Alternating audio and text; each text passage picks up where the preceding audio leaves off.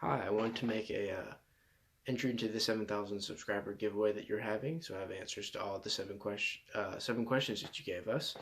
The first are my best finds. This first one is Rick Wilson's Banba. It's one of 500 copies that Vinyl Me Please put out.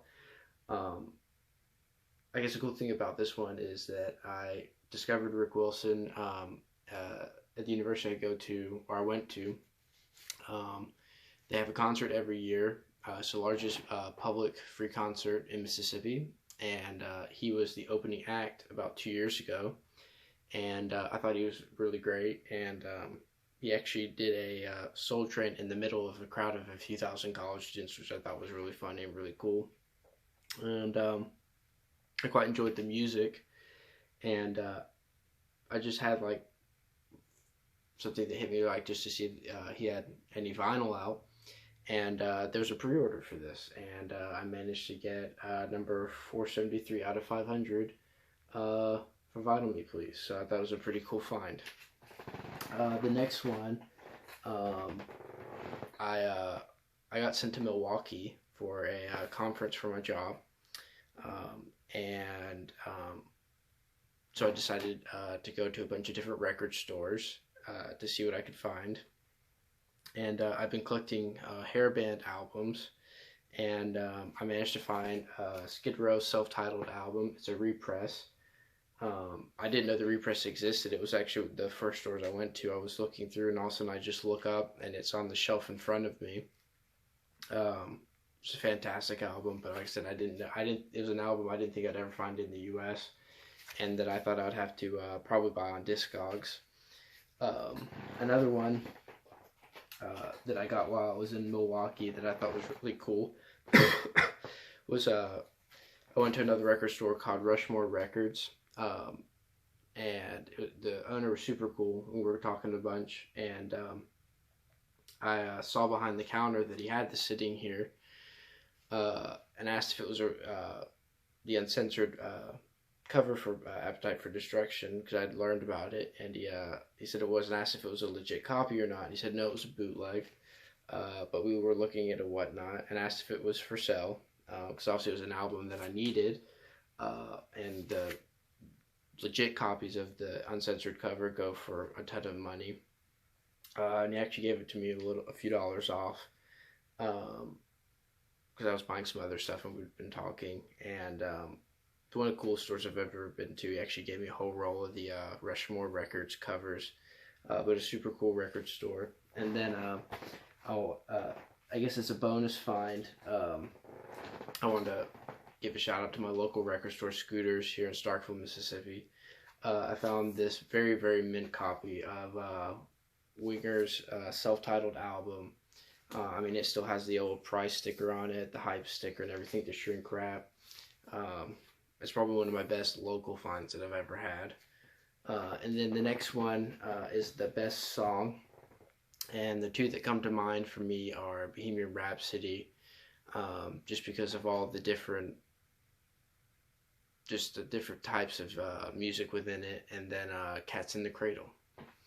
How do I keep up with my collection?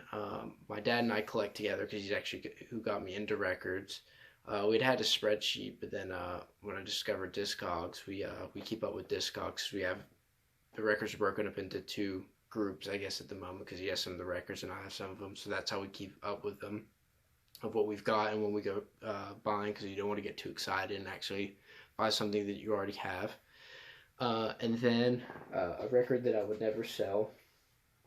I have a original pressing of Bob Dylan, Blood on the Tracks. The story on this one, I went with a few of my buddies to Huntsville, Alabama, and to visit a friend of ours.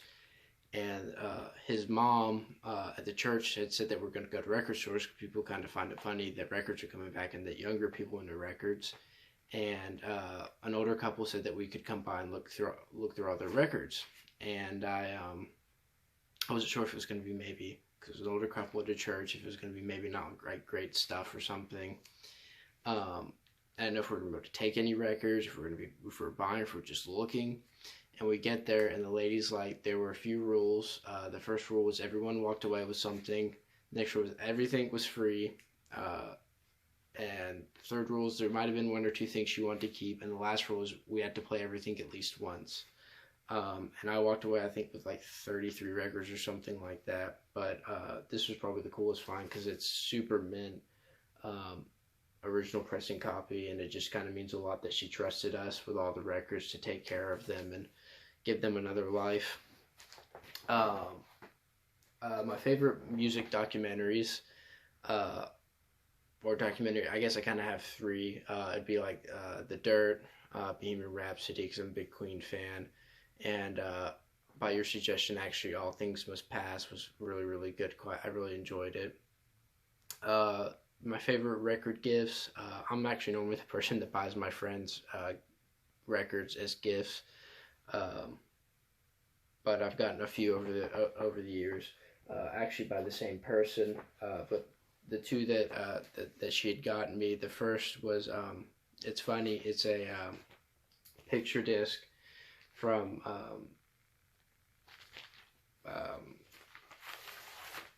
Spinal Tap. Sorry, it completely escaped me.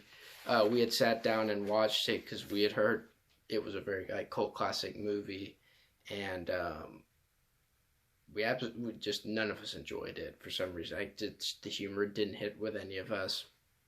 There's a few things in there that were really funny, but this picture disc from it it cracks me up so much because there's just a memory that we shared together. And then the other one, it's also kind of funny, but it's kind of cool. When she was in Chicago, she went to a record store there, and they had this bootleg Queen copy, and I thought it was very interesting with all the, it's a Japan edition on clear vinyl, and I looked it up, and it's not really a Japanese copy of any kind. It's just kind of a marketing thing just to get people interested. But it's just kind of a cool album, an interesting thing because it's got a bunch of live Queen stuff. It was just kind of a thoughtful, cool thing. And then the last thing, what is my listening ritual? Mostly just after work. I'm a recent college graduate, so it's kind of just figuring out what to do without school, and just sometimes I'll come home after work and just sit in the middle of the living room and just put some records on. So thanks for putting on the giveaway. Appreciate all the content you put out and hope to make it to Charlotte one day to visit your store. Thank you.